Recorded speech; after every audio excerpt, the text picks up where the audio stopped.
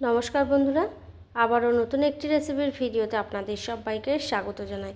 চলে এসেছি আপনাদের সাথে গরমের দিনে দুপুরে ভাতের সাথে খাওয়ার জন্য ভেন্ডির খুবই সুস্বাদু একটি রেসিপির ভিডিও শেয়ার করতে। আজকের রেসিপিটা কিন্তু শেষ পর্যন্ত দেখার অনুরোধ রইল। আর শেষ পর্যন্ত দেখার পর অবশ্যই একটা লাইক ও কমেন্ট করে জানাবেন যে আপনাদের রেসিপিটা কেমন লাগলো। ভেন্ডির রেসিপিটা ছোট বড় সবাই কিন্তু ভীষণ পছন্দ করবে, আর বানানোটাও কিন্তু খুব সহজ। তাই দেরি না করে রেসিপিটা শুরু করব। আর ভেন্ডি রেসিপি বানানোর জন্য এখানে ভেন্ডিগুলো নিয়েছি। এবার ভালো করে ধুয়ে জল ছড়িয়ে কেটে নিয়ে রান্নার জন্য ফিরে আসছি। এবার আমি গ্যাসের চুলা অন করে 1 চামচ মতো সর্ষের তেল দিয়েছি বন্ধুরা, আর সর্ষের তেলে আমি রান্নাটা করব। এবার ভেন্ডিগুলোকে কেটে নিয়েছি, তেলের মধ্যে দিয়ে একদম হালকা করে ভেজে নেব। খুব বেশি ভাজলে কিন্তু ভেন্ডির যে সবুজ রঙটা থাকে সেটা থাকে না, তাই লো টু মিডিয়াম ফ্লেমে কিছুক্ষণ ভেজে নেব। আর ভাজার জন্য আমি দিয়ে দিচ্ছি সামান্য লবণ আর হলুদের গুঁড়ো। দেখতেও ভালো লাগবে, কালারটাও সুন্দর হবে। লবণ এবং হলুদের গুঁড়ো দিয়েছি। এবার নাড়াচাড়া করে ভেজে নেব। প্রায় 1 থেকে 1.5 মিনিট বা 2 মিনিট মতো ভেজে তারপর আমি তুলে নেব। যেসব বন্ধুরা আমার এই ছোট্ট চ্যানেলটিকে সাবস্ক্রাইব করে পাশে আছেন তাদেরকে অসংখ্য ধন্যবাদ জানাই।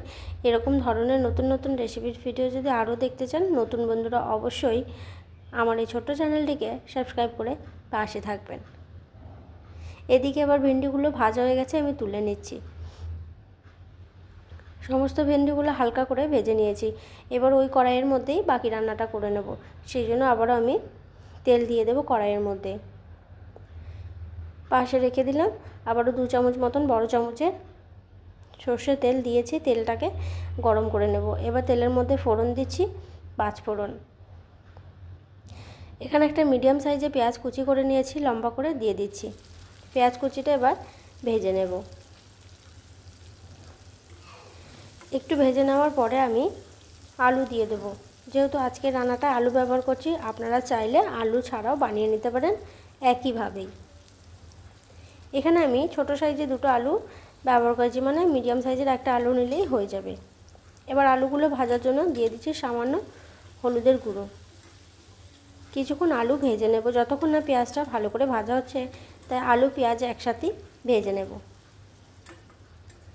এদিকে এবার আমি একটা শিলবাটনাতে মশলা পেস্ট করে নেব। এখানে নিয়েছি 2 রকম সর্ষে, 1/2 চামচ করে 1 চামচ।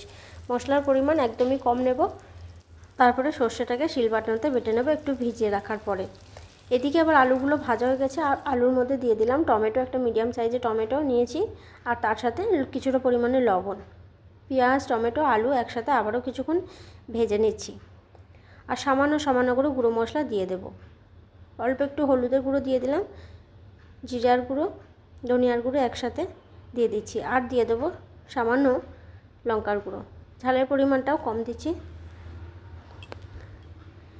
অবশ্যই ঝালটা যে যেমন খান সেরকম বাড়িয়ে কমিয়ে নিতে পারেন।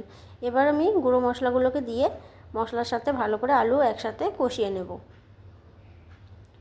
অল্প একটু জল দিয়ে দেবো মশলাটা কষানোর জন্য, যেহেতু আলু সিদ্ধ হতে টাইম লাগবে। আজকে রান্নাতে আমি আলু ব্যবহার করছি, তাই অল্প একটু জল দিয়ে ভালো করে মিশিয়ে নেওয়ার পরে কিছুক্ষণের জন্য লো ফ্লেমে একটা থালা চাপা দিয়ে দেব, যাতে আলুগুলো তাড়াতাড়ি সিদ্ধ হয়ে আসে। এবার আমি ঢাকনাটাকে খুলে নিচ্ছি। আবারও ভালো করে নেড়ে নেওয়ার পরে তারপরে আমি পেস্ট করে রাখা মশলাটাকে দিয়ে দেব। এই যে আলু কিন্তু এই সময় হাফ সিদ্ধ হয়ে গেছে। 1 চামচ সর্ষে বেটে রেখেছিলাম, সেই বাটা সর্ষেটাকে জল দিয়ে গুলে নিয়েছি, তারপর দিয়ে দিলাম। এবার আমি কষিয়ে নিচ্ছি। সর্ষে বাটাটা দেওয়ার পর খুব বেশিক্ষণ কষাতে হবে না, 2 মিনিট মতন আলুর সাথে একটু কষিয়ে নেওয়ার পরে ভেজে রাখা ভেন্ডিগুলোকে দিয়ে দেব। হালকা তেল ছাড়তে শুরু করলে অল্প একটু জল দিয়ে দিচ্ছি। আর সর্ষেটা বাটার সময় সামান্য একটু লবণ দিয়েছিলাম, তাহলে কিন্তু সর্ষেটা তেতো ভাবটা আরও হয় না। এবার ঝোলের গ্রেভির জন্য জল দিয়ে দিলাম। এবার লবণ অ্যাড করে দেব। তারপর ভালো করে মিশিয়ে নিয়ে লো টু মিডিয়াম ফ্লেমে 3 থেকে 4 মিনিট মতন ফুটিয়ে নেব। 3 থেকে 4 মিনিট পর আমি ঢাকনাটাকে খুলে নিয়ে আবারও ভালো করে নেড়ে নিচ্ছি। এবার আমি ভেজে রাখা ভেন্ডিগুলোকে অ্যাড করে দেব। আলু কিন্তু হাফের একটু বেশি সিদ্ধ করে নিয়েছি, যাতে ভেন্ডিগুলোকে দিয়ে অনেক বেশি আলু সিদ্ধ করতে না হয়। বেশি সিদ্ধ হয়ে গেলে কিন্তু ভেন্ডির রঙটাও চেঞ্জ হয়ে যাবে, তাই আমি আলু বেশিরভাগ সিদ্ধ হয়ে যাওয়ার পরে ভেন্ডিগুলোকে দিলাম। এবার ভেন্ডি পুরোপুরিভাবে সিদ্ধ হয়ে গেলে তাহলে রান্নাটা হয়ে যাবে। এবার একটা থালা চাপা দিয়ে আবারও কিছুক্ষণ ফুটিয়ে নিচ্ছি। এবার ঢাকনাটাকে খুলে ভালো করে আবারও নেড়ে নিচ্ছি। আলু ভেন্ডি পুরোপুরিভাবে সিদ্ধ হয়ে গেছে। গ্যাসের ফ্লেমটাকে বন্ধ করে অন্য একটা পাত্রের মধ্যে রেসিপিটাকে ঢেলে নেব।